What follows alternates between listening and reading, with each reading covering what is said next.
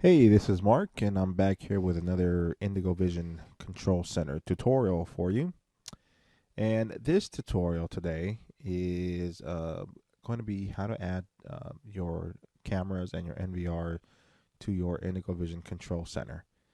So to do that, you first need to make sure that you have administrative privileges or you are logging into the system as an administrator. And the second part is that you need to use Indigo Vision Control Center, the full version. Now, there's two versions depending on how your system was installed. You may have a client version and a full version. The client version says Indigo Vision Control Center Client.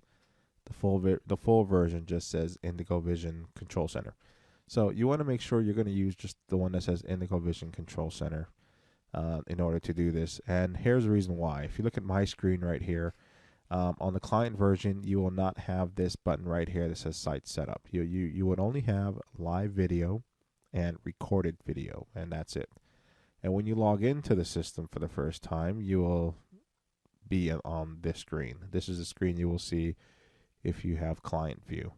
If you're logged in as an administrator or have administrator privileges and you have the full version, you will get site setup, and that's where you want to be to know, in order to follow along in this with this tutorial. So with that said, let's go ahead and get started.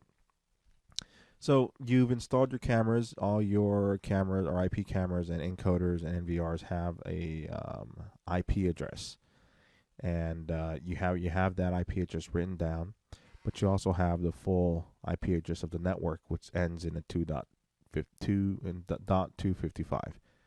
So what you want to do with that information is, excuse me, you want to log into Control Center.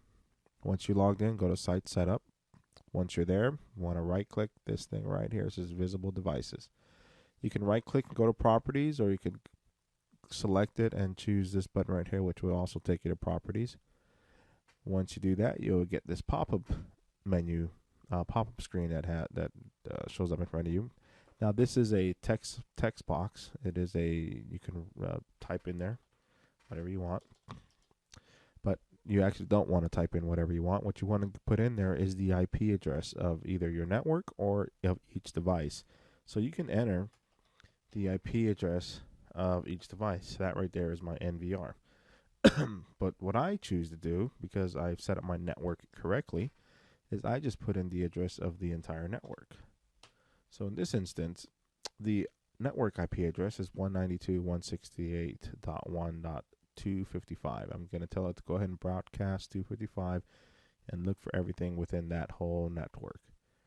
And once I make that adjustment or enter that IP address, your next option here is it says check devices every 2 minutes. Just leave that default. That's fine. Don't report unavailable devices to operators. Don't check that box. Don't need to. And you have an advanced button here. I'm clicking it just to show you what it looks like, but there's really nothing you need to do there. The default settings will work just dandy.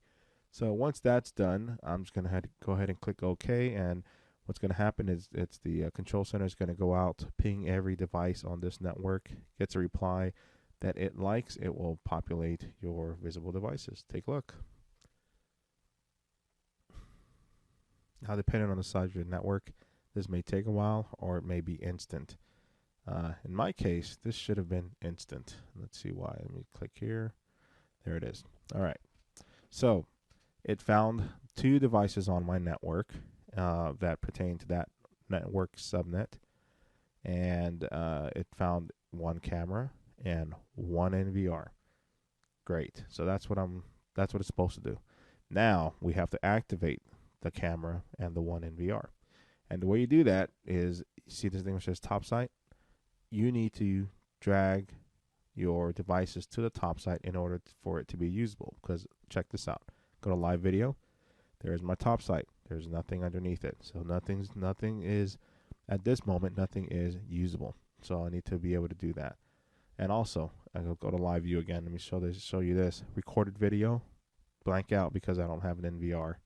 So until I add those devices to my top site, recorded video and live view, excuse me, there isn't going to be anything there yet. So let me go back here to site setup, and visible devices.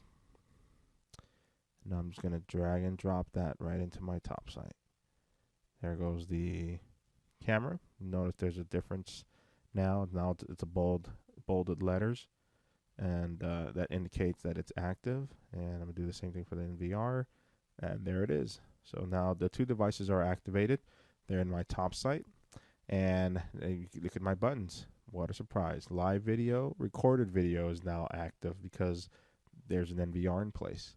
So let me go to live video now, and you'll see something here. You see two devices in my top site, but all you see is the camera on the top site once I go to live video. And why is that? Well, the NVR is just a recording function. It's just like another computer on your network, and it's requesting video from the camera itself. So there's no need for it to show here. It's transparent to you. Even when you go to recorded videos, I'm going to illustrate here, it stays the same, right?